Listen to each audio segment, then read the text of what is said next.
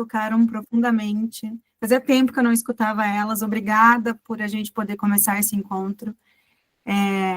A música, ela sempre acaba tocando os nossos corações de alguma forma, né? E estar aqui com vocês, com a Tânia e com esse grupo de lajeado é muito, muito, muito significativo para mim. A gente trocou mensagens, né, Tânia? E aí perdemos o dia ali, mais de uma vez. Eu disse, não, vai dar tudo certo, porque a gente precisa estar junto. E eu quero começar essa nossa tarde, gente, dizendo que eu admiro muito e profundamente o que vocês vêm construindo. Na pessoa da Tânia, na pessoa do Dr. Sérgio, né? Que são profissionais, que são seres humanos, que são amigos, que eu admiro muito. Eu sei que vocês tiveram um dia incrível na sexta-feira com a visita do MEC.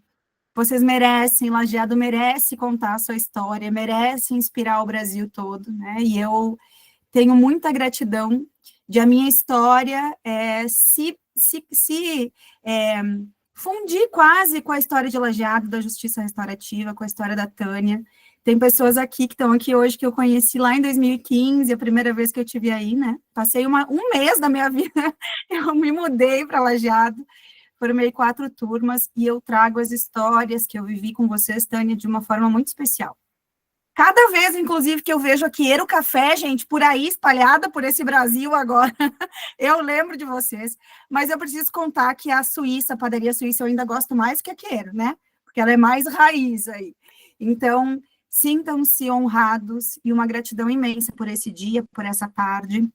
Dizer para vocês, Tânia, que eu trouxe aqui, né, alguns aprendizados que eu tenho tido sobre conflito, tá? Que eu vou propor algumas reflexões, gente, para vocês, mas que é uma conversa.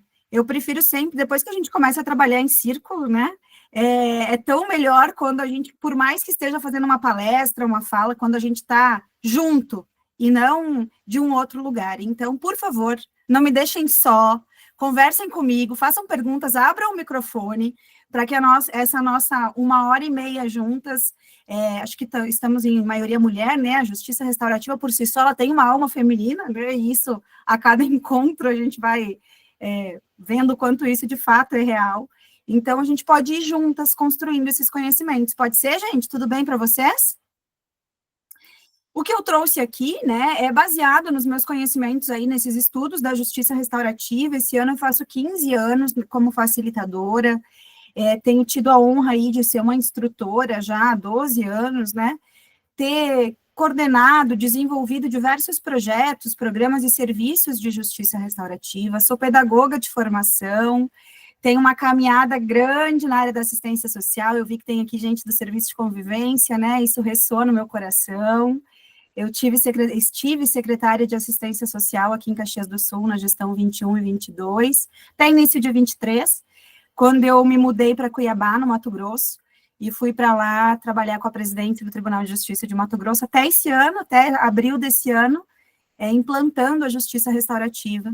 E também, Tânia, quero te contar aqui que num encontro muito especial com a Belisa Maggi, né, ela falou com muito carinho de vocês. Então, gente, a história de Lajeado, ela está espalhada mesmo, né, por esse Brasil.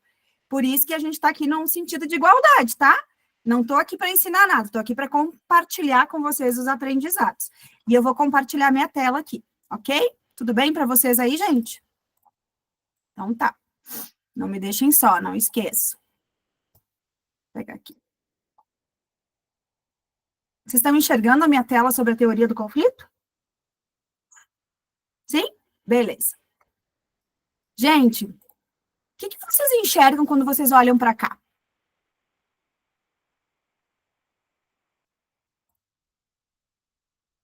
Pode abrir o microfone aí. Se quiserem trazer no chat também, fiquem à vontade. O que aparece aqui para vocês?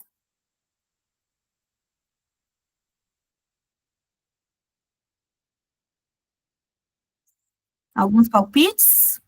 É um céu, um iceberg, a Cassiane está falando. O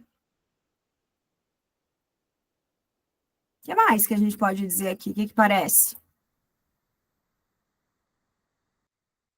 Um lindo dia de sol. Uhum. Algumas pessoas já me disseram, quando eu mostrei essa imagem, que essa imagem também pode ser o pico de uma montanha. Alguém pensou nisso? Como o pico de uma montanha, o pico do Everest, duas realidades, né? Aí, a ponta de um iceberg com um imenso céu aberto. Quando a gente olha melhor, a gente pode ver que o que a gente estava vendo mesmo, né? Era a ponta de um iceberg. Eu gosto muito, apesar da gente poder falar sobre o conflito de diversas imagens, inclusive olhando para a nossa vida, e é um convite que a gente vai fazer aqui hoje de tarde também, né, gente? Ainda, a imagem de um iceberg, ela é a que mais ressoa em mim. De fato, quando a gente olha, né, para situações, sempre tem mais do que os olhos podem ver. Vocês não têm essa impressão, gente? Né? Sempre tem coisas mais profundas. Nunca é só aquela pontinha. Nunca é só aquela gota d'água, aquela ponta do iceberg. A gente já ouviu isso, não ouviu? O conflito, ele se mostra, gente, de uma forma latente, mas tem muito mais coisas subjetivas e que permeiam as situações de conflito no nosso dia a dia. Conflito também é algo inerente, né, gente? Acontece. Onde tem duas pessoas, vão ter conflitos. Faz parte. Por isso que eu gosto muito de falar da justiça restaurativa e dos círculos de construção de paz, especialmente, que é onde eu tenho dedicado os meus maiores estudos e práticas, né? Pensando muito que o círculo é uma das únicas práticas restaurativas que nos possibilita trabalhar a prevenção também. As demais, a gente precisa ter já um conflito, né? Mas eu compreendo muito que as práticas restaurativas, de uma forma de prevenção, elas previnem as violências, e não o conflito em si, porque o conflito faz parte da nossa vida, onde tem duas pessoas, tem conflito, né?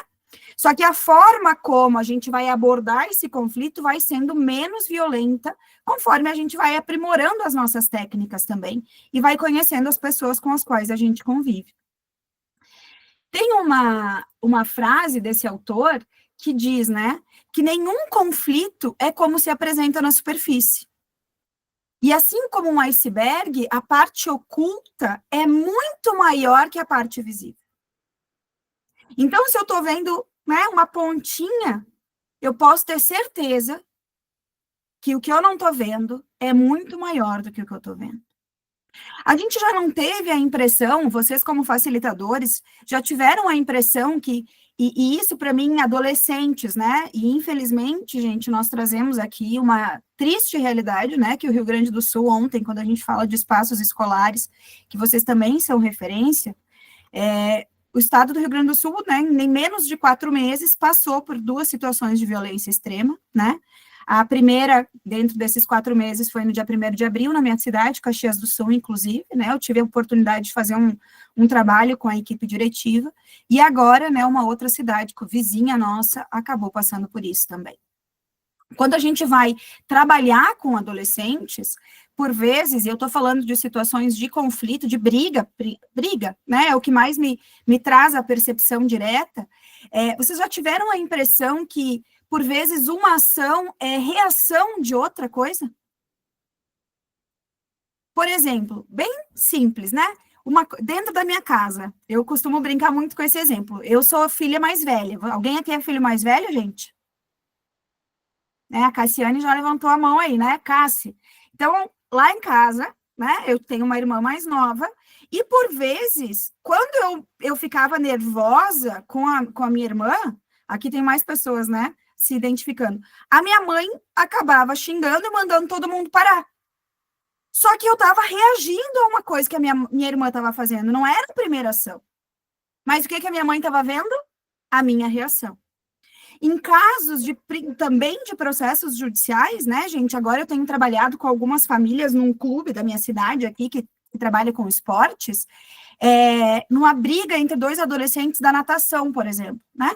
Eles eram dois adolescentes que eram colegas de natação, e um deu um soco no outro, quebrou o nariz, uma coisa gravíssima, gente?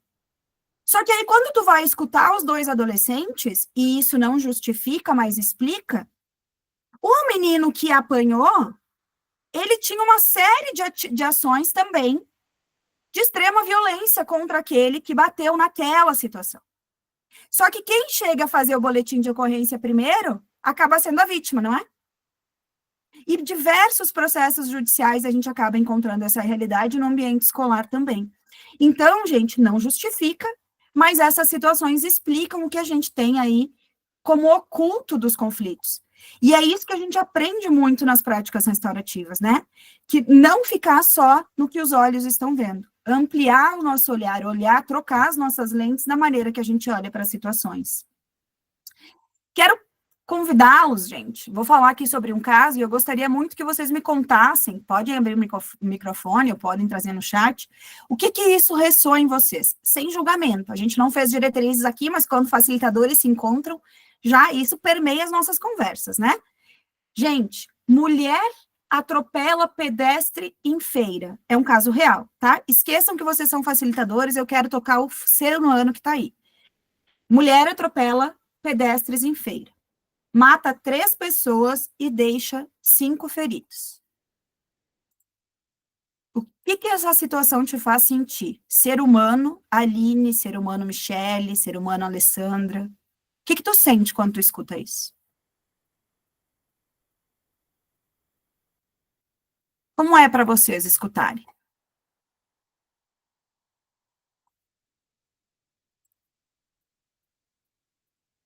O que toca aqui dentro?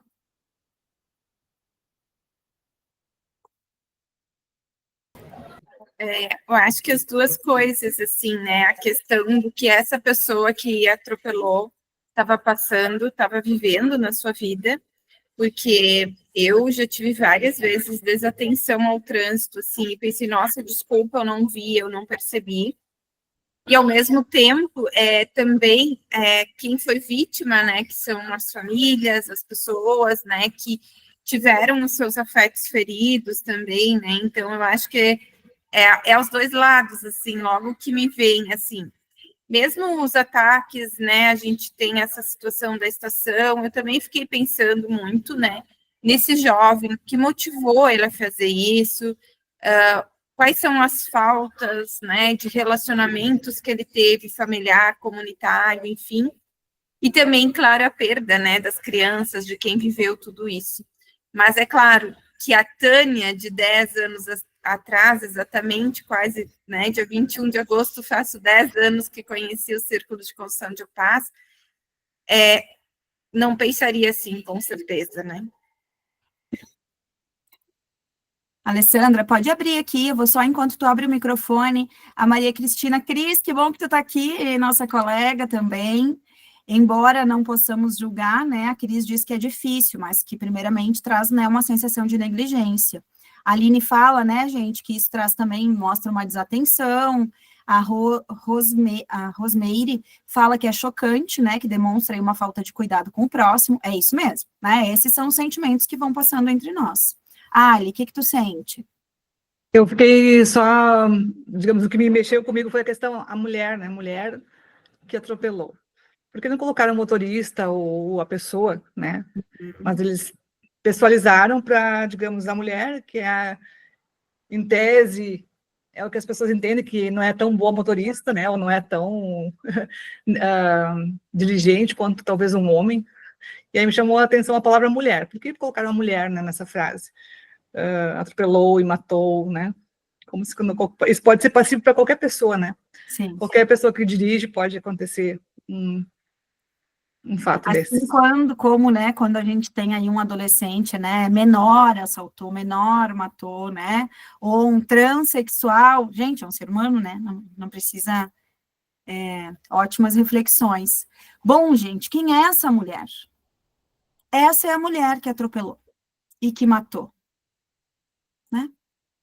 Uma médica que estava indo para casa depois de mais de 24 horas de plantão e que estava indo para participar do aniversário da filha. Uma médica que salva vidas. E que estava horas e horas sem dormir para salvar justamente essas vidas. Quando a gente sabe desse contexto todo, quando a gente sabe, gente, que, por exemplo, a grande maioria dos adolescentes que cometem, eu sou uma curiosa, né, nessa questão aí, trabalho muito com essa questão das violências nas escolas, eu estudei a cronologia de todos os ataques. Praticamente todos os adolescentes que cometeram esses ataques às escolas, eles sofriam bullying na escola. Inclusive alguns com boletim de ocorrência. Né? Quando a gente sabe quem é o ser humano atrás do ato, o que muda dentro da gente?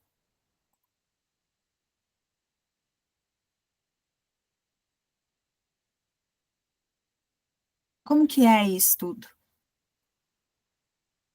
É de fato uma incoerência, né? Por isso que a gente sempre precisa também estar cuidando de quem cuida. Isso tudo também faz parte de um conflito, né, gente? Se vocês pensarem num conflito na vida de vocês, todo mundo aqui tem. Pode ser um conflito mais pro lado profissional, pro lado pessoal, algo que fique confortável para vocês pensarem. Pode ser um conflito, inclusive, que vocês já resolveram.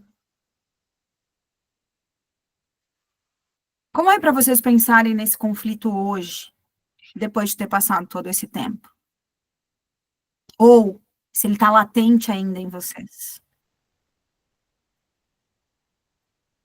E a gente tem uma contribuição, né, que fala que o que muda, né, gente, é que nós estamos totalmente interligados.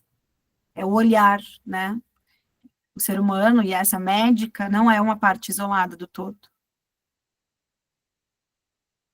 Esse é um olhar muito treinado, né, gente, já de um caminhar que nos faz olhar e lembrar que atrás de uma parte latente de um conflito existe, sim, uma parte oculta desse conflito. Quando a gente pensa nos nossos conflitos no dia a dia, né, gente, por que é que a gente tem isso? Por que a gente entrou nesse conflito? Por que vocês que tiveram um conflito, porque todo mundo tem, eu tenho os meus dentro de casa, fora de casa, no trabalho, com os amigos, né? Por que a gente entra num conflito? O que nos move, o que nos motiva a brigar por algo? A gente tem os conflitos internos, inclusive, né? E aí, gente, o que a Wikipédia, e eu tenho uma professora que ela brincava na minha faculdade, que ela dizia, o Deus Google, né? O que o Deus Google nos conta, nos fala sobre o conflito? Ele diz que o conflito é quando há um assunto de interesse comum. Você briga com alguma pessoa que não se interessa de alguma forma pela mesma coisa que você? Por que a gente entra em conflito com alguém? O que faz com que eu entre em conflito com alguém? Não é o interesse em comum, gente? Nem que seja uma opinião, que eu quero que o outro tenha a mesma opinião que eu sobre aquele assunto. Mas tem que ter algo que nos move, que seja de interesse mútuo. Quando duas pessoas têm um assunto de interesse comum e que tenham opiniões divergentes sobre esse tema, né? Por vezes, a gente vai aí precisar de uma gestão que envolve, inclusive, expectativas, olha só, valores próprios. Vocês brigam por algo que vocês não gostam, gente? Ou que vocês não têm interesse? Não, né? É mais fácil soltar a mão, não é? É mais fácil largar. É mais fácil não se envolver quando não tenho interesse em algo. Como a gente falou já, e vocês já veem nessa caminhada, né? O conflito faz parte do ser humano. Inclusive, ele não é ruim, né, gente? O conflito é uma mola propulsora aí das mudanças positivas. Ele vem de oposições de ideias, de sentimentos ou de interesses. Quando que eu vou ter um conflito com alguém?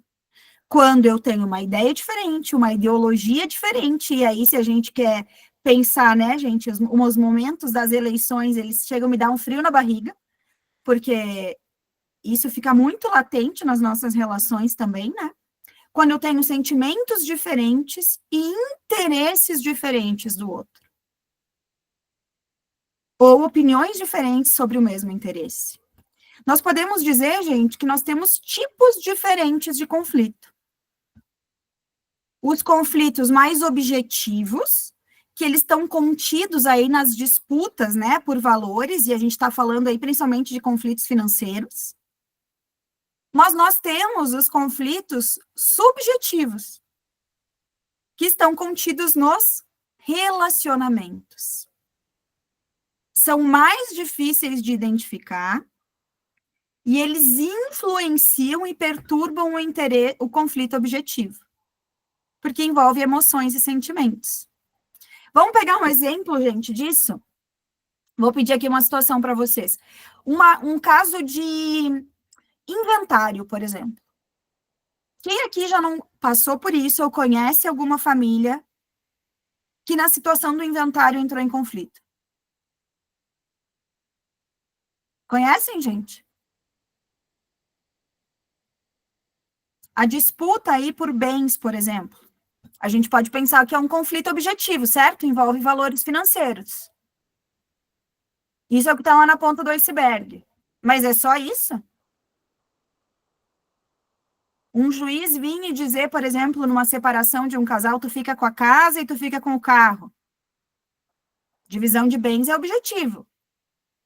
Resolve? O que tem por trás aí? O que está oculto no iceberg? Os conflitos subjetivos, concordam, gente? O juiz, por vezes, resolve o processo, não a situação. Porque ela é permeada de relacionamentos, de histórias, de anos e anos de relacionamento. A mesma coisa, gente, eu costumo falar muito, né, da questão dos idosos, por exemplo, né? A mesma coisa os idosos, e eu quero compartilhar com vocês uma alegria aqui, porque na minha cidade, em Caxias do Sul, teve há nem 15 dias uma conferência municipal do idoso, né, estava no ano da conferência. E aí veio como uma das propostas que foi aceita, é a justiça restaurativa na aplicação com idosos. Porque nós temos muitas situações, eu já trabalhei em muitas delas, e como presidente, né, aqui era presidente, mas como secretária de assistência social, nós trabalhamos muito com a questão dos idosos, né, gente, que são abandonados pelas famílias e precisam ser acolhidos. E mesmo não só aqueles em vulnerabilidade social, né, por trás de um idoso que está abandonado, quantas histórias nós temos de abandono e negligência por vezes, né? O que tem por trás disso? Um juiz mandar o filho ficar, cuidar, dividam a parte financeira e os cuidados, resolve de fato a situação? Ou quantos anos de relações rompidas, negligenciadas e direitos violados por trás disso, por vezes, né? Então, são exemplos de conflitos objetivos e de conflitos subjetivos. Aqui, gente, eu agradeço, né? A Rosemary traz para nós que, para Rô, né, ela fala aqui que fala dos sentimentos e compartilha também que a família da mãe de 9 irmãos se desmantelou por causa de herança, né? Mal conheceu os primos, os tios. É isso, gente. E é um ambiente que a gente pode lembrar de amor, por vezes, porque a família tem coisas boas, que passam a ser territórios de conflito, de distâncias e sofrimentos, né? O ambiente familiar. Vou passar um videozinho aqui para vocês agora, vamos deixar carregar. Ele está em inglês, tá? Mas mesmo porque é um vídeo antigo, não tem legenda. Mas vocês vão entender mesmo assim o que está querendo dizer aqui. Vamos ver se tem som. Me sinalizem se tem som. Tem som? Não? Não? Peraí, então. Só um minutinho que eu vou parar de compartilhar e vou voltar a compartilhar. Só um minuto.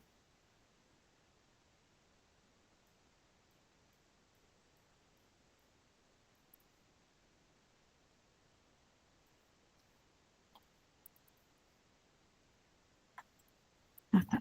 Já sei que eu errei.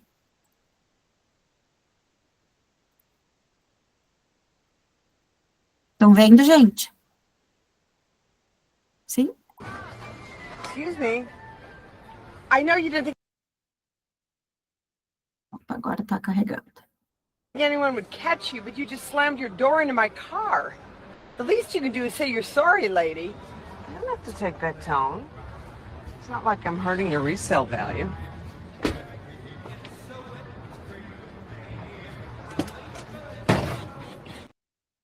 E ela pediu aqui, gente, ela bateu no carro da outra, né? E aí a motorista que teve o carro raspado só queria que ela pedisse, né, desculpa por ter raspado o carro. I'm sorry. See? Like that.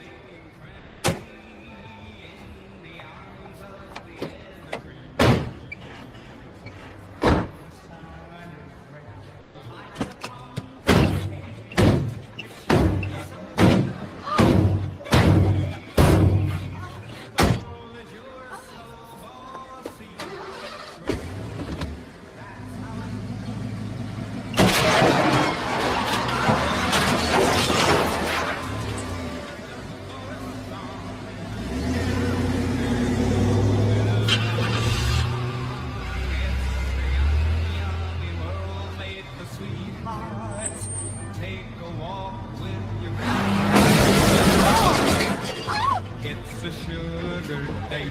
What if spring is late and winter it's a marshmallow world?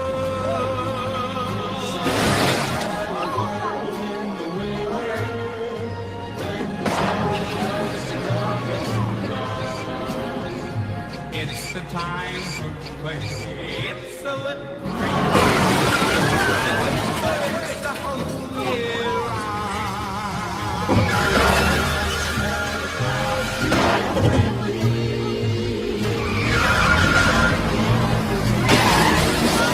and the sun is red like the pumpkin head. It's shining so you know it won't freeze. The world is your snowball, see how it grows. Whenever it snows, the world is your snowball, just for a song. So get up and roll it along. It's the only world made for sweethearts. Take a walk with your favorite girl. It's a sugar date. What if spring is late and winter it's a marshmallow. And winter is such a marshmallow.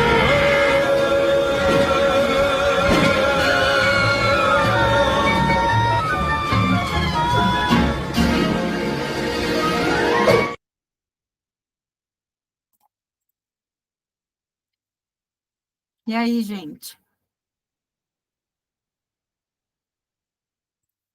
O que parece para vocês? O que a gente pode falar? Já vi que teve comentários aqui no chat. O que a gente pode falar sobre isso? É uma situação extremamente diferente do dia a dia, apesar de a gente ter aí a situação do trânsito e ser um vídeo antigo.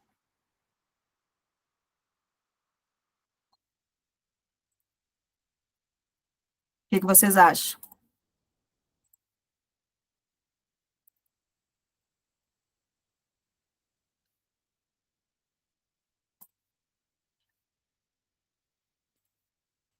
Agora meu travei aqui.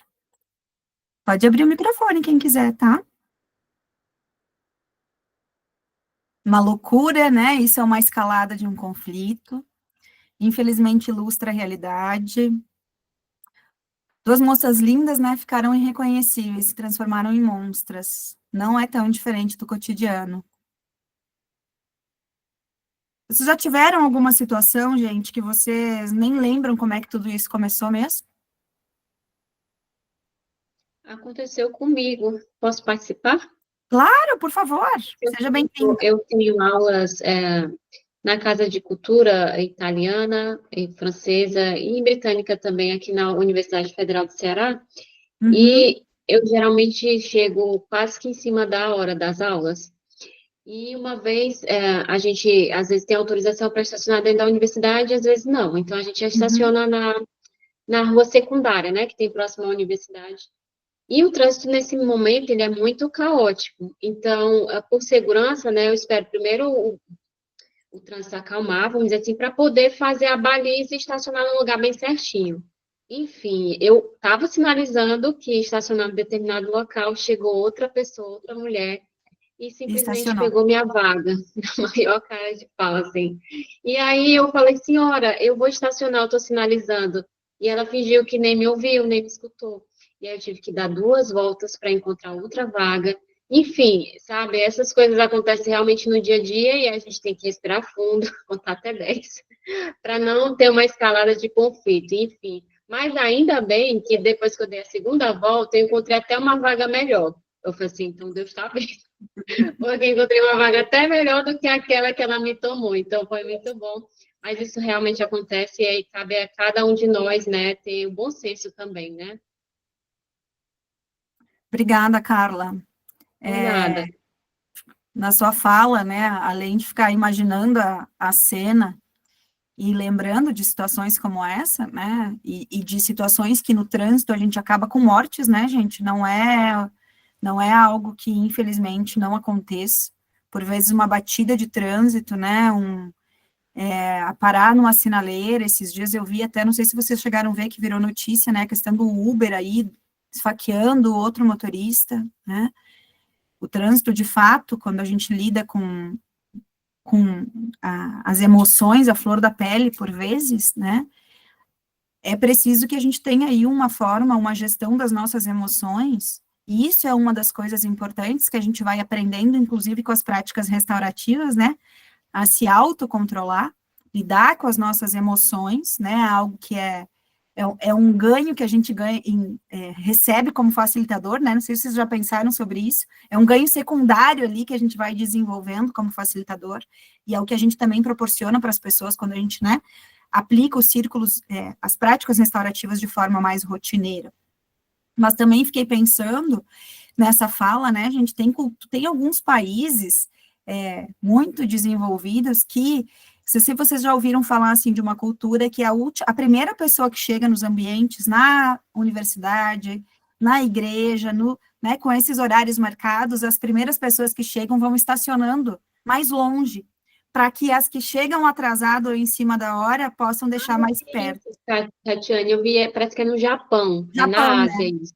Isso, Isso, eles são assim. Eu achei muito interessante, eu também. totalmente diferente da nossa cultura, totalmente diferente. De fato, é cultural, né? É algo que, assim, quizá a gente chegue lá, né, gente, mas é uma construção, é uma construção. E esse conflito, por exemplo, né, que a Carla trouxe, que é o que a gente viu no vídeo também, né, e que a gente certamente já percebeu isso no nosso dia a dia, né, gente? A gente pode chamar isso de escalada ou de espiral do conflito. Eu vou compartilhar de novo a minha tela aqui com vocês. Que por vezes, né, gente, começa de forma muito pequenininha e a gente nem lembra como que chegou nessa situação. Em 2015, eu lembro muito porque me marcou profundamente, assim, né? Eu estava, e vejam como as coisas vão se repetindo. Eu estava tomando café num hotel, numa cidade que eu fui dar uma formação, e aí estava aparecendo uma reportagem na TV, né? Dizendo de uma escola que ela tinha sido um aluno tinha esfaqueado outro aluno, né? E aí, a diretora estava sendo entrevistada, e ela estava dizendo, então, que eles iam, e é uma bandeira, né, gente, que eu acredito que todos nós temos, e que sim, a gente precisa de policiais na porta da escola, eu não estou dizendo que a gente não precise de mecanismos para frear, né, mas só isso não basta, porque essa diretora dizia, então, que ia ter policiais na porta da escola naquele dia, a partir daquela situação, para revistar, inclusive, quando necessário, e é algo que a gente acaba sempre, quando tem essas tragédias em escola, né, se volta esse debate sempre muito forte das punições, mas nessa escola específica, essa diretora dizia que esse conflito tinha começado, gente, com alunos se jogando bolinhas de papel. Sabe a briga de bolinha de papel? certamente não se esfaz... Gente, minha gata tá por aqui dando um oi, né? Certamente não acabou por bolinha de papel, mas pode ter começado lá atrás, sim, por bolinha de papel. Porque aí eu começo a jogar a bolinha de papel, eu já olho atravessado para o outro, daí as coisas vão tomando uma proporção que acabam numa grande tragédia. As brigas de vizinho, né, gente? As notícias tristes de vizinhos, por exemplo, que um mata o outro por som alto. Gente, não foi exatamente pelo som alto. Som alto foi a ponta do iceberg daqui a pouco, foi a gota d'água, né? Eu estava dando fazendo uma supervisão para o Tribunal de Justiça do Rio Grande do Sul, e era facilitadores judiciais, né? E um dos casos era um processo judicial de 2 vizinhos, gente, porque o galo cantava de madrugada. Em cidades do interior, isso é real, acontece. É o conflito que eles tinham. E foram para um processo judicial. E o que isso pode gerar? Né? Então, é importante a gente olhar para essas situações quando elas começam, e quando chega para nós, facilitadores, a gente saber que esse conflito certamente teve uma escalada, né? Muitos deles, pelo menos. E aí a gente tem aqui, Hamel descreve, né, as fases desse espiral do conflito a partir de 5 fases. Né? A primeira fase, ele fala que é essa parte mais latente, né, das potencialidades e da estrutura do conflito, é o fato em si, é o que aconteceu. A segunda fase é o início do conflito, é quando eu escolho se eu vou manifestar ou não vou manifestar, como, por exemplo, né, o que a Carla contou, a situação do trânsito. Ela parou na segunda fase, ela decidiu não manifestar o conflito, ela decidiu não buscar entrar em conflito. Teve o conflito, a primeira fase, né? Uma briga ali por uma situação pela vaga. Mas ela decidiu não manifestar esse conflito, não entrar nessa disputa. A terceira fase do conflito é quando a gente vai buscar equilibrar forças. E aí, gente, tem aqui outras teorias da justiça restaurativa, que a gente, né, isso daria uma outra conversa, mas, por exemplo, né, quando a gente está à margem de situações, né, quando a gente está fora de uma situação, quando a gente se sente excluído. Vocês já tiveram alguma situação que se sentiram excluídos na vida, gente? Excluídos de uma equipe, excluídos de um grupo de amigos, não foram lembrados? Eu não sei vocês, mas a Libriana aqui sofre com isso, né? Dói, às vezes dói lá na barriga, isso, assim, né? Uma dor lá no fundo da barriga. Quando a gente passa por uma situação, né, de estar à margem, a gente vai buscar uma forma de equilibrar. A mesma coisa acontece se a gente for estudar os conflitos que acontecem nas escolas, por exemplo. Né? Quando você está à margem, você vai buscar equilibrar essa situação. E a forma, e quando a gente fala de filhos, por exemplo, tá querendo chamar atenção, né, gente? Tá querendo atenção, tá querendo carinho. A gente vai buscar uma forma de equilibrar isso. Então, essa seria a terceira fase para quem decide manifestar um conflito. E a gente faz isso o tempo todo, né? Fica chateado, às vezes, com o marido em casa, com um amigo, né? Eu vou buscar equilibrar isso. Não vou responder essa mensagem, eu não vou conversar com ele hoje. Cada um de nós tem a sua forma. Aline, fica muito à vontade, se você quiser abrir o microfone, você é muito bem-vinda, tá? Nesse espaço, para contar a sua situação para nós. A quarta fase, gente, né, a gente vai aí administrar as forças. É quase como aquele cabo de guerra, né? Vamos ver quem ganha.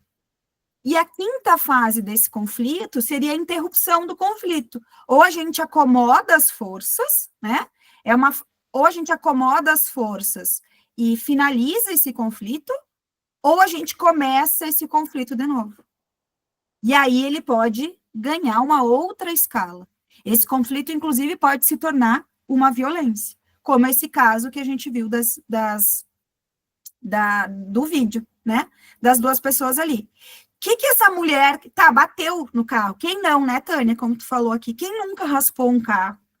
Pouco ruim, gente, quando a gente faz uma coisa dessas e o outro é violento com a gente no trânsito, né? Você não teve intenção nenhuma, mas aconteceu. O que aquela mulher ali no estacionamento queria? Que a outra pedisse desculpa. Ela só queria que pedisse desculpa. Quantas vezes a gente já não entrou em situações de conflito porque a gente queria que o outro simplesmente pedisse desculpa? Não aconteceu isso com vocês já? E se isso acontecesse, se atingisse essa minha necessidade, eu daqui a pouco finalizava no 2, eu não ia seguindo com esse conflito. Então, aqui, gente, só uma partezinha teórica, né, já que a gente está falando sobre essa teoria do conflito, para mostrar o quanto, de fato, ele é uma espiral, quanto ele ganha uma escalada, e que pode, inclusive, levar para uma violência, né? Aqui a Cássia está trazendo aqui que vai precisar também, eu não entendi muito bem, Cássia, o que é isso, mas tu fica à vontade também para abrir o microfone, tá? Por que, gente, que a gente entra, por que a gente entra em conflitos e a gente segue para o nível 3, para o nível 4, para o 5 e por vezes vai tornando uma escalada? Isso é do humano, isso faz parte, né? Se a gente lembrar lá daquela situação que vocês pensaram quando eu convidei vocês a pensar numa situação pessoal, né? Quando a gente está envolvido num conflito, a gente adota posições nesse conflito, baseadas em motivações. Por que é que vocês têm determinadas opiniões? Por que vocês defendem a justiça restaurativa num mundo que não é restaurativo, por exemplo? Já não ouviram dentro de casa? Eu já ouvi, né? Ah, queria ver se fosse contigo, se tu ia gostar da justiça restaurativa. Não acontece isso, gente? Por vezes? Por que eu defendo? O que me motiva? Porque a gente tem posições e tem interesses perante aquela situação, né? Quais são essas posições que a gente ocupa, gente? Como é que eu demonstro as minhas posições perante um conflito? A partir dos meus discursos, a partir do que eu exijo das situações. O que eu digo que eu vou fazer? O que eu digo que eu não vou fazer? Tudo isso, em situações do nosso cotidiano, demonstra as nossas posições. E isso é muito claro, por exemplo, quando a gente tem eleições que são extremamente polarizadas. Essas nossas posições ficam mais claras. Por que eu tenho determinada opinião sobre um assunto? Mas quando eu falo em interesses, gente, o que eu estou querendo falar em interesses? Quais são as minhas motivações, quais são as minhas preocupações, quais são os meus medos, quais são os meus desejos, quais são as minhas expectativas? Tudo isso faz parte da posição que vocês têm em determinada situação. E assim é nos conflitos que a gente encontra no nosso dia a dia, os que a gente vai facilitar, inclusive. Num casal que está brigando por uma guarda de um filho, ele se posiciona a partir dos discursos. Mas qual é o interesse exato daquele casal?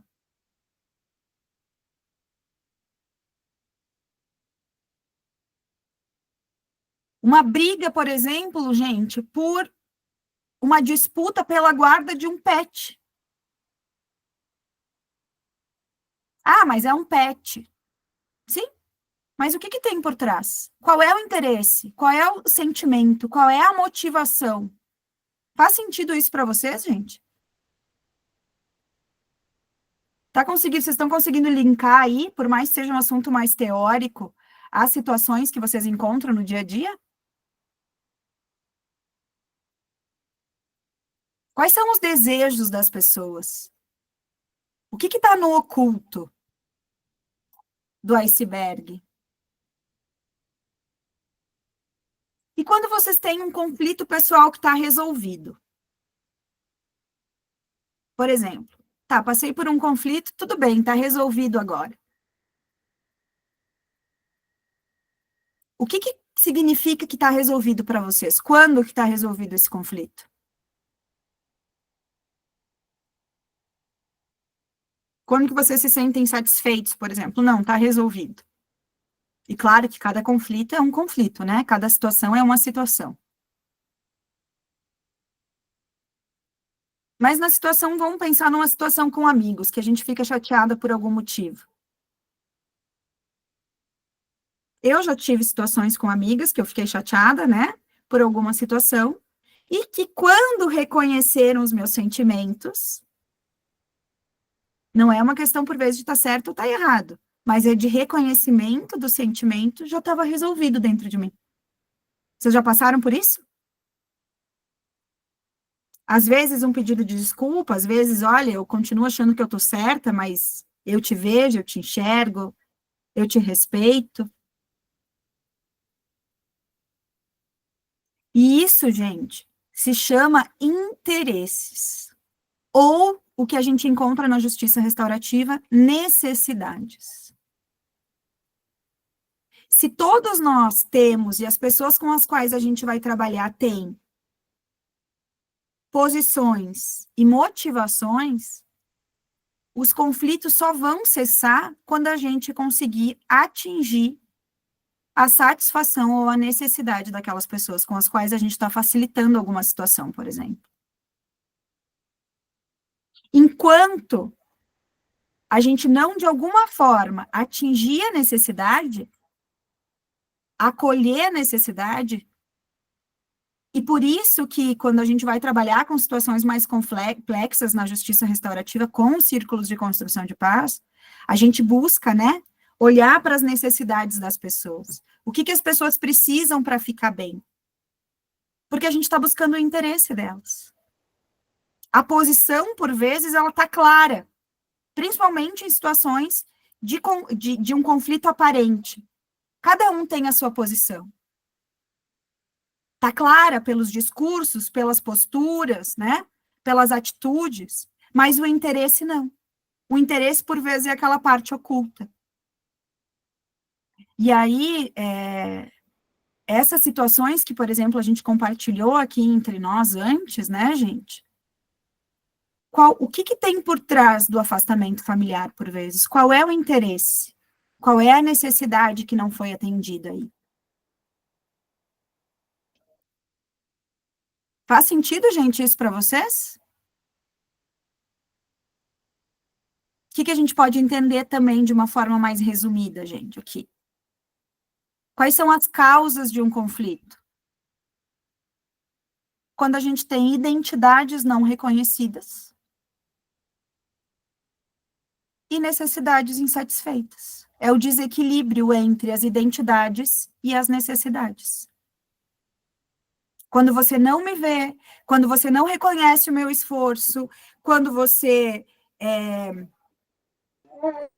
nega, né, por vezes, o que eu já fiz, quando você me coloca à margem. Estou falando dos mais pessoais, né, gente? A gente pode dizer que não está tendo identidade reconhecida. E quando as minhas necessidades não estão satisfeitas, eu tenho aí um desequilíbrio de poder, inclusive. E aí a gente tem um conflito, que pode ter uma escalada e que pode virar um espiral. Vocês estão identificando alguma situação aí, gente? Não me deixem só, lembra o convite que eu fiz para vocês estarem aqui comigo? Tudo bem?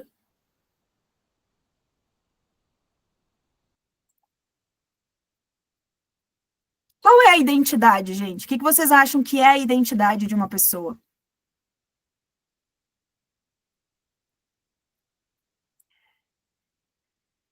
Já não aconteceu com vocês, assim, eu lembro muito do meu pai, né, quando ele dizia que na comunidade do meu pai, eu não sou a Catiane, eu sou a filha do Jânia. Acontece isso com vocês? E aí a filha da Catiane, por vezes, não é a Isabelle, é a filha da Catiane. E o quanto eu busco, nas minhas relações, inclusive, fazer com que ela seja só a Isabelle, né?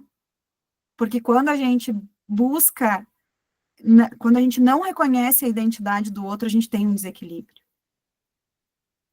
A nossa identidade, né, gente, ela tem muita relação com quem a gente é, de onde a gente veio, né? Não é comum a gente falar quando a gente encontra alguém, por exemplo, eu sou a Catiane de Caxias do Sul. Eu sou a Tânia de Lajeado. né? Eu sou... Daí, quando tu tá conversando num grupo de pessoas do mesmo lugar, eu sou a Catiane que estudou na escola tal. Isso não vai fazendo parte da nossa identidade? Eu sou a Catiane pedagoga. Né? Isso vai fazendo parte de quem a gente é, da identidade que a gente tem. E quantas identidades não são negadas nos processos que a gente trabalha, gente? Quantos adolescentes, por exemplo, não têm o nome do pai na sua certidão de nascimento? Isso é uma identidade negada. Aí eu já tenho, de alguma forma, um desequilíbrio. Né? Tem uma parte que está negada para esse jovem.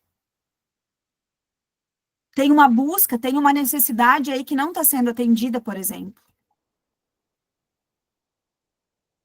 E aqui a gente tem uma contribuição, né, gente, que quando eu falo no conflito com as nossas necessidades não atendidas, automaticamente se remete à CNV, sim, né?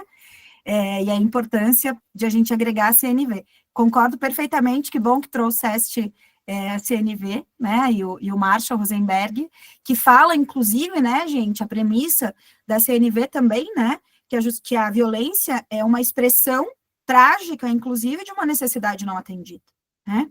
Eu acredito, só para compartilhar sobre a CNV, que a CNV, né, ela é uma tecnologia de linguagem, e que ela vai permeando todas as práticas de alguma forma restaurativa, né? A forma como, por vezes, a gente vai se comunicando quando a gente acredita, inclusive, na justiça restaurativa, né? É nessa busca da necessidade. Nós, seres humanos, né, gente, temos formas, inclusive, diferentes de expressar os nossos traumas. Eu gosto muito de uma imagem, quem sabe vocês até já viram, né, que é um material da justiça restaurativa, da bússola da vergonha, né? E aí eu convido vocês a pensar, inclusive, porque isso tem a ver com identidade, tem a ver com necessidades não atendidas, nos conflitos que a gente já passou na nossa vida, né? Principalmente, pensa nesse que você pensou no início dessa nossa conversa.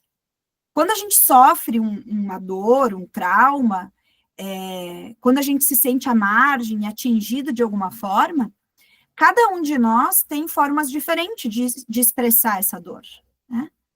E aí, essa bússola da vergonha, ela aponta para 4 direções, e que tem tudo a ver com essa nossa conversa de hoje, inclusive.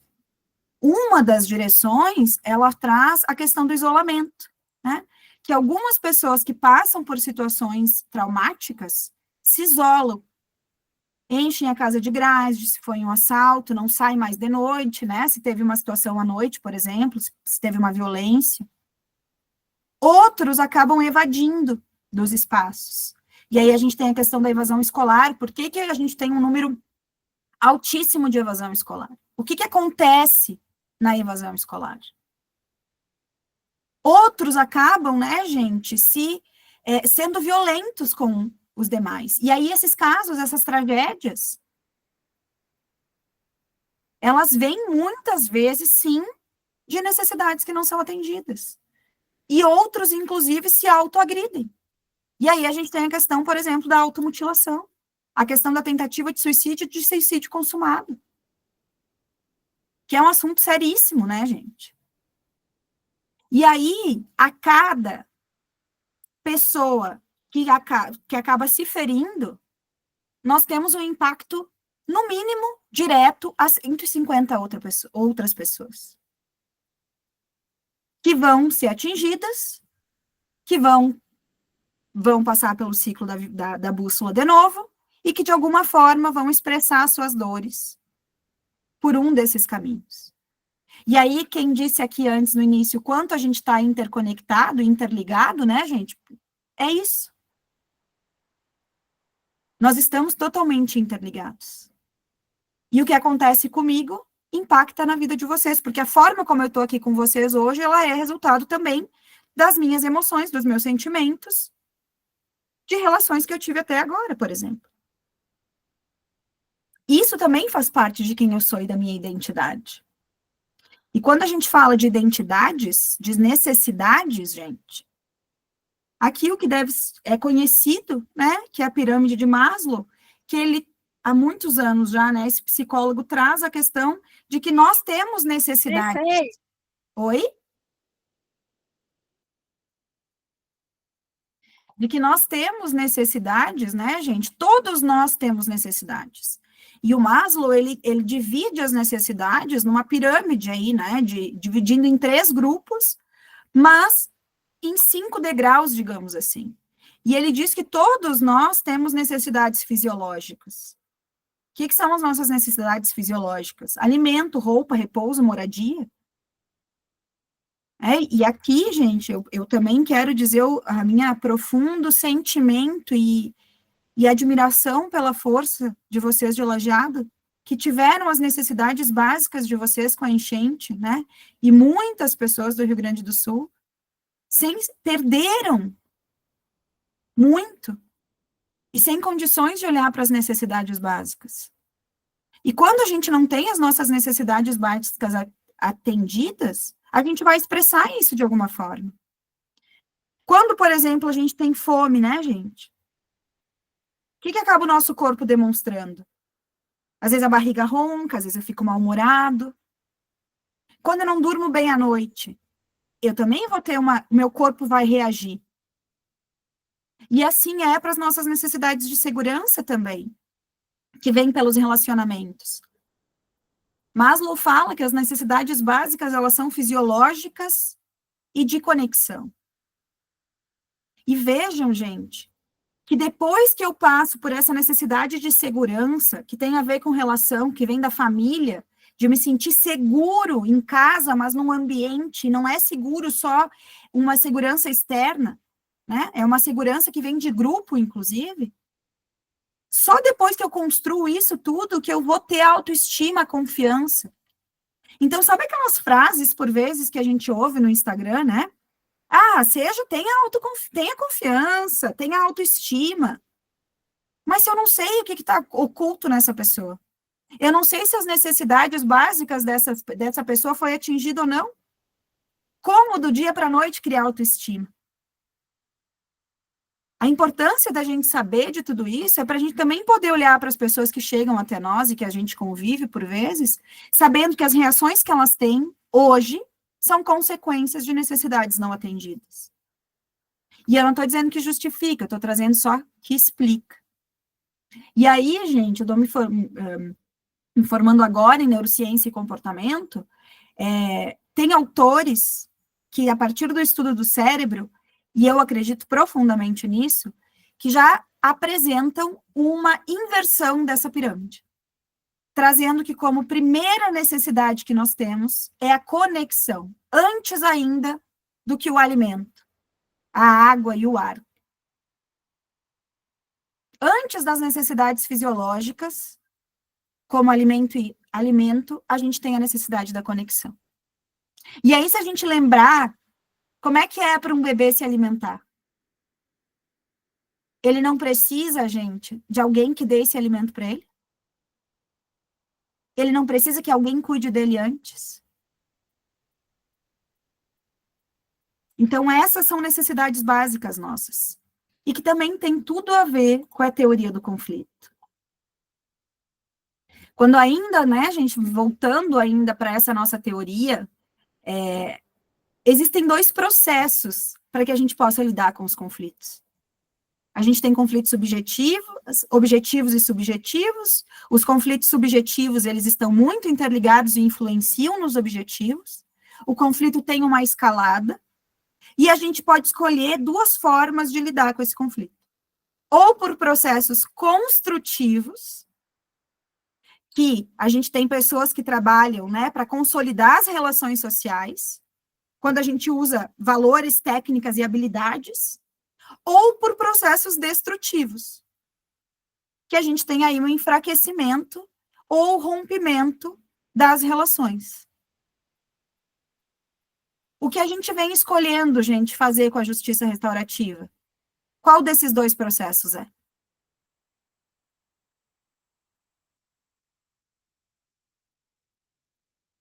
A gente vem escolhendo, né, trabalhar com processos construtivos, que inclusive, como a Aline traz, né, trabalham e oportunizam espaços de pertencimento.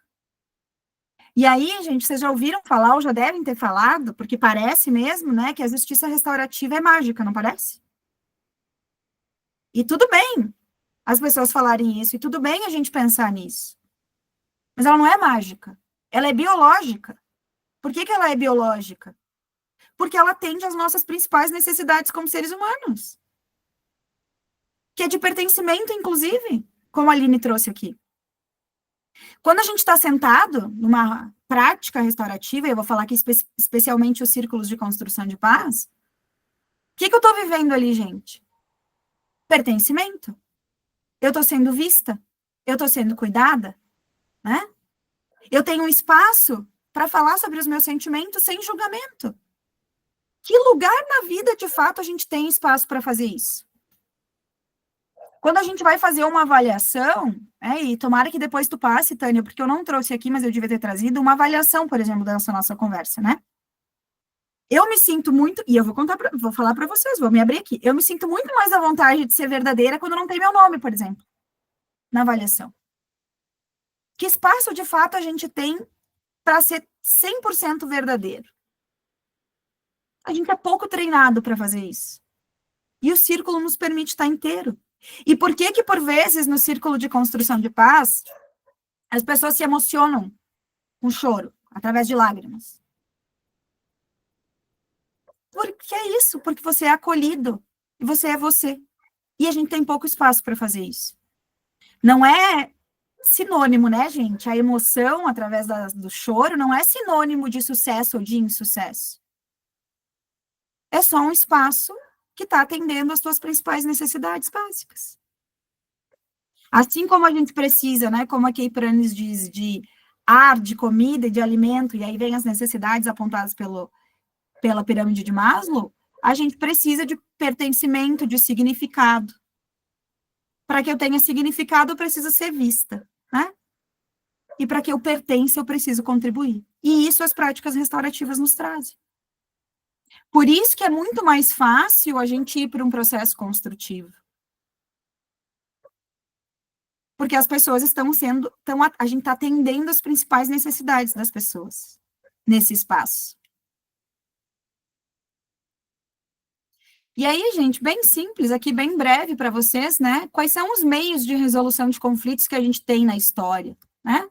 A gente começa por uma autotutela e uma resposta que antigamente, né, se dava por meio de força, inclusive o Estado, né, a gente começava com uma resposta que se dava por meio de força entre as partes, o grupo social se vingava, né, quando a gente tinha uma terra de ninguém, lembram disso? Na história, era uma terra de ninguém, né? O Estado, ele mandava, ou ele tinha algum poder quando ele trabalhava com questões religiosas, né? Vinha para a igreja resolver as situações. Com o passar do tempo, a gente se deixa de lado a vingança e começa com as indenizações, né? Eu vou indenizar o outro, ainda sem o Estado tomar conta. Quando não se entrava num acordo, aí sim, né? Alguém vinha e decidia, a pessoa mais antiga daquela comunidade, né, o padre daquela região, quando as pessoas não conseguiam entrar num acordo. E depois a gente tem o Estado, sim, né, que passa a tomar conta de todos os conflitos. E aí aqui a gente trabalha e pensa na figura do poder judiciário, por exemplo. Né? Quem aqui já não disse ou já não escutou a gente dizer para... Eu já disse isso, né? E já escutei e escuto, vou te colocar na justiça. Não acontece isso? Como se a justiça fosse uma pessoa, né, gente? Que fosse se materializar ali na frente e decidir os nossos conflitos.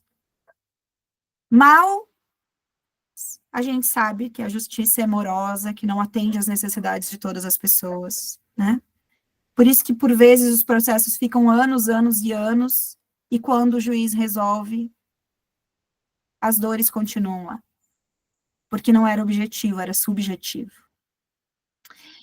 Depois, na linha do tempo, a gente passa a ter, né, os processos aí, a resolução heterocompositivos, né, o poder judiciário, ele tem o direito de impor as soluções, mas aí a gente ainda tem, né, que é a solução do conflito pela atuação de um terceiro, é uma outra pessoa que está resolvendo. e que por vezes não atende, né, e não tem como atender a necessidade de todos. Até que a gente chega, então, no que a gente pode falar, né, que são processos autocompositivos. E aí a gente tem através do diálogo e da colaboração das pessoas. Sim, a mediação, a conciliação, né? E a gente pode entender aqui a justiça restaurativa como, né, dentro dos processos autocompositivos. Tem pessoas e tem teóricos que entendem que a justiça restaurativa estaria numa outra linha, seguindo a linha do tempo, né? Assim como nós não temos nem o próprio conceito da justiça restaurativa, ele é fechado, né, gente? Dependendo do autor, a gente vai ter diferentes visões. Assim também, por vezes, é essa compreensão de onde que ela se encaixa. Muito mais, para mim, Tatiane, né? De onde é que ela se encaixa é o que ela significa, né? Hoje eu vejo a justiça restaurativa como um movimento social, uma visão de mundo. E o círculo como uma prática. Mas a justiça restaurativa ela é maior, ela traz uma visão sistêmica. Mas ela pode estar aí, se a gente entender que ela está aqui nos métodos autocompositivos, está tudo bem também, porque mais do que ela é o que ela significa e pode proporcionar para as pessoas. Então, gente, para abrir para uma conversa, né, o desejo profundo, e é um tema um pouco mais teórico, mas de que a gente possa, de fato, encontrar nos conflitos e lembrar dos conflitos, né, que eles são mais do que a gente está vendo, que o sentimento do outro, ele precisa ser levado em conta, que as histórias do outro que está na nossa frente precisa ser levado em conta, né, e que é mais do que aquilo que eu estou vendo. Ele tem uma parte oculta. E que para a gente atender e poder dizer que a gente consegue romper com a espiral do conflito, é necessário que as necessidades das pessoas sejam atingidas. Nas práticas restaurativas, a gente trabalha na busca de um consenso, que não é que todo mundo concorde 100% com aquilo, mas é que minimamente eu consiga conviver com as decisões que foram trazidas ali. E essas decisões precisam atender às necessidades do outro que está na minha frente. Quando a gente está em casa, por exemplo, né, e nos conflitos do dia a dia, e vou contar para vocês que aqui eu passei por uma situação bem pessoal, assim, também, né, eu fiquei fora 2 anos, morando no Mato Grosso, a minha filha de 18 anos acabou que tinha 16 na época, ficando por aqui, o meu namorado, que hoje é meu marido, né, a gente recém casou, também estava aqui, não estava aqui, resumindo, voltei para casa, antes éramos eu e a Isabelle, voltei para casa, somos 3, com a minha enteada somos 4, que ela vem a cada 15 dias, e aí eu estava acostumada a morar sozinha, minha filha também, porque a gente se acostuma, né, gente, a gente vai se adaptando, e aí os conflitos começaram, né, coisas pequenas, de dentro de casa, e a gente parou tudo e fez diretrizes de convivência, coisas básicas, gente, né, teve um dia que a gente saiu à noite, como eles vivem isso tudo comigo, né, então a gente já pactuou ali que cada um pudesse falar a partir, que a gente não julgasse o que o outro fosse falar, que a gente utilizamos um objeto da palavra para essa conversa, não foi um círculo, foi uma prática, né, e aí eu fiz algumas perguntas, que eu inclusive respondi também, como por exemplo, o que para você te deixa feliz quando chega em casa, né, o que é importante que aconteça em casa para que você fique bem. E aí, gente, resumindo para vocês, um dos combinados, por exemplo, que o último a jantar lave a louça, para que quem acorda no outro dia tenha a louça limpa para o café da manhã. E que tudo bem, se alguma louça ficar ali, a gente vai compreender o outro. Mas vocês entendem que são coisas pequenas? Não deixar coisas espalhadas na casa, por exemplo, é um outro combinado. Coisas simples no nosso dia a dia podem ser oportunidades para que a gente, ou esse conflito, né, vire, ou a gente possa ter uma escalada de um conflito, ou a gente pode utilizar esse conflito para transformar em algo, um aprendizado ou uma oportunidade de um melhor relacionamento. E aí um convite, gente, eu termino a minha fala assim, abrindo aqui para a nossa conversa e à disposição de vocês, que a gente lembre conosco mesmo, com o outro e com as situações que a gente vai facilitar, né? se tem um diagnóstico, porque nós, seres humanos, adoramos diagnosticar os outros, mas que a gente possa fazer um diagnóstico. Lembrar que é ser humano. Que o outro, que eu e que as pessoas são seres humanos. Com as suas identidades, as suas necessidades e, por vezes, a violação ou o não acolhimento dessas necessidades e identidades. Esse ser humano é repleto de tudo isso. E que o sentir de cada um de nós é muito particular, né, gente? Eu sinto de um jeito e expresso de uma forma, a Tânia sente de outro e expressa de outra forma, e a Michelle sente de outro, porque a história dela, as necessidades são dela, a forma como ela escuta e ressoa é dela, porque tem a ver com as histórias dela. Né? E que a gente possa lembrar disso tudo no nosso dia a dia. E esse acolhimento conosco também. Uma coisa que eu costumo pensar quando acontece algo que me machuca, né, e que acontece, ou alguma reação que eu tenho, que por vezes é exagerada, porque sou ser humano também, né, e busco ser restaurativa, mas a gente não é restaurativa 24 horas do dia, porque somos seres humanos, né, qual é a necessidade que eu tenho por trás disso? Por que eu preciso fazer isso?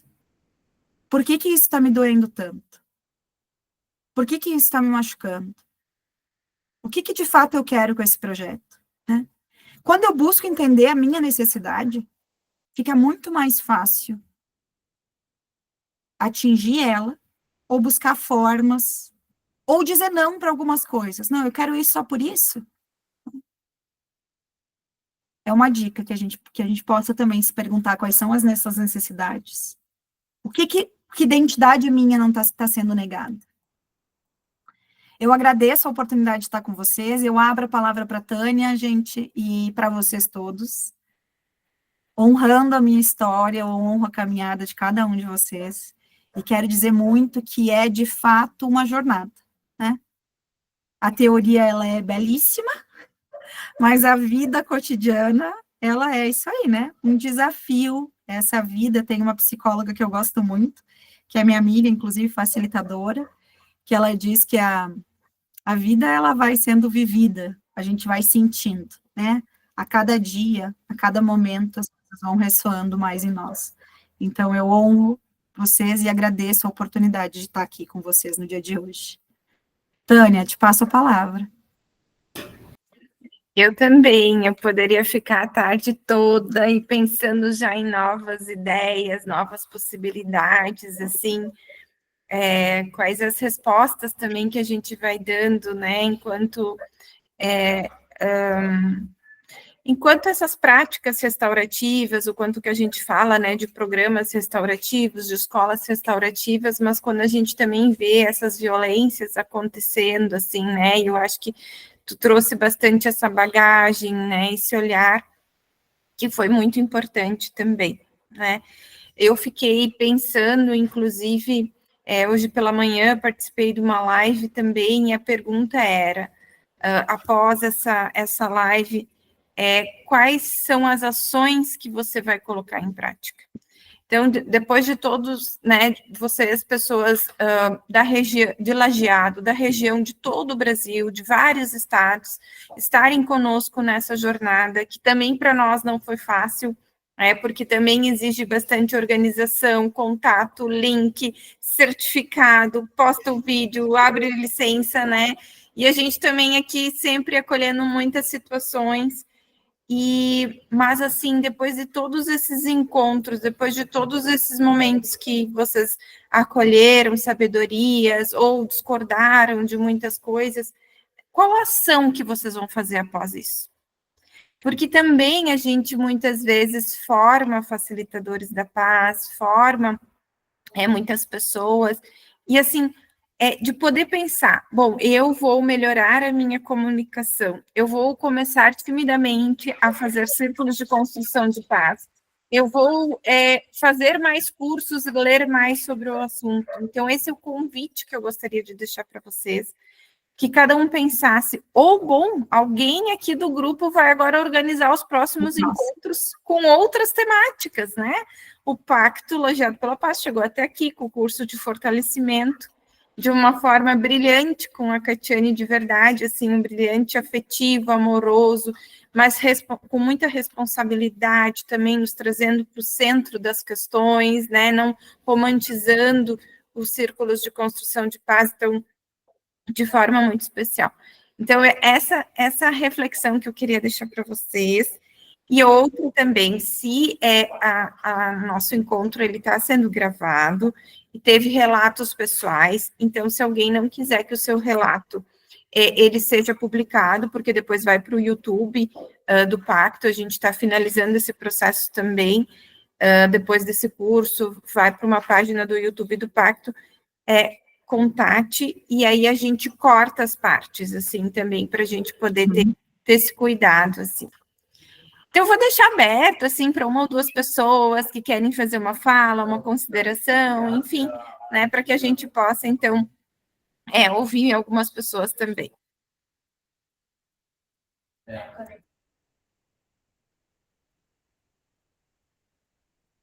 Fez sentido, gente? Alguma coisa aí ficou para vocês? Mesmo que seja uma inquietação, né? Não precisamos concordar. Eu gosto muito mais do inquietar do que concordar.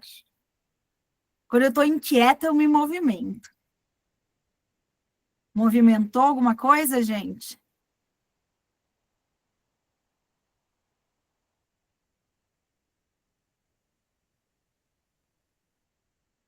Tá bem? Acho que está todo mundo mais reservado, né, nos seus momentos reflexivos, e que isso é importante também. Então, em nome de toda a equipe do Pacto Lajeado pela Paz, eu quero agradecer a vocês pela confiança de estarem conosco nesses encontros, principalmente a minha colega Priscila, que também pensou, né, lá nas férias, nos períodos, a gente pensou nesse encontro, nesse momento, ajustamos as datas conforme as disponibilidades dos instrutores, porque um conflito também é o nosso tempo com a família, a gente faz muitas coisas fora, organiza cursos fora do horário de expediente, e aí a gente também deixa de estar com os nossos afetos, se a gente está no trabalho, às vezes a gente não tem a disponibilidade de participar, enfim, é um desafio conciliar essas agendas. Então, como a gente resolveu aqui o nosso conflito com isso, foi disponibilizando, né, deixando gravado, e cada um, para além de um certificado, de uma certificação, poder ter esses encontros, olhar, assistir diversas vezes, quantas forem necessárias, né, então, obrigada a cada um de vocês que participou desse encontro, que fez esses encontros serem possíveis,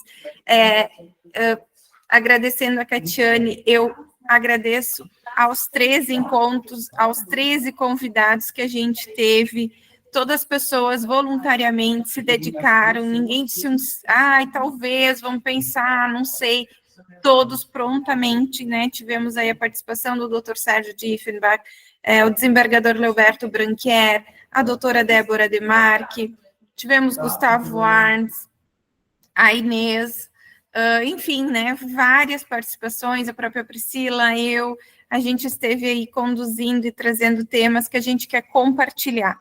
Então, é isso, pessoal, um abraço grande a cada um, mais uma vez, muito obrigada, e obrigada, Catiane, que saudade, que vontade de estar contigo presencialmente. Da mesma forma, parabéns, Tânia, eu te digo assim, que os bastidores, eles não aparecem, né, e eles são também desafiadores, então, parabéns pela jornada, parabéns pelo pacto, e obrigada pelo convite, e obrigada por estarem aqui, gente, né, a justiça restaurativa, ela, apesar de apaixonante, é desafiadora, porque a gente vai nadando contra uma maré, né, esse pode ser um assunto para uma outra conversa, né, Tânia, dos desafios da justiça restaurativa, mas que a gente sempre encontre motivos que façam o nosso coração vibrar, né, gente? Motivos de inquietação, porque aí a gente está junto.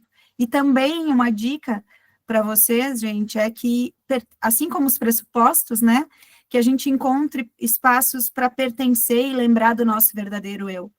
porque cada um de nós está num lugar, né? E a gente vai para os cursos e se alimenta disso. Só que a gente volta para os nossos espaços nadando contra a maré, e às vezes sozinho. E aí é fácil a gente, não é se perder, mas ir, né? Quando a gente está junto, eu costumo brincar, né? Posso ser louca, mas sou louca com um grupo, né? Então, encontrar as nossas pessoas aí, né? Esse ser inquieto que habita em mim, encontrar outros seres inquietos, me dão força. E é isso que vocês estão fazendo por mim hoje, né? E eu desejo ter deixado aí uma sementinha para lembrar o coração de vocês, para vibrar, lembrar quem vocês são e por que a gente se encontra nessa caminhada restaurativa. Obrigada, Tânia. Parabéns. Um beijo para a Priscila e para todos que estão aí também. Beijo, gente. Obrigada.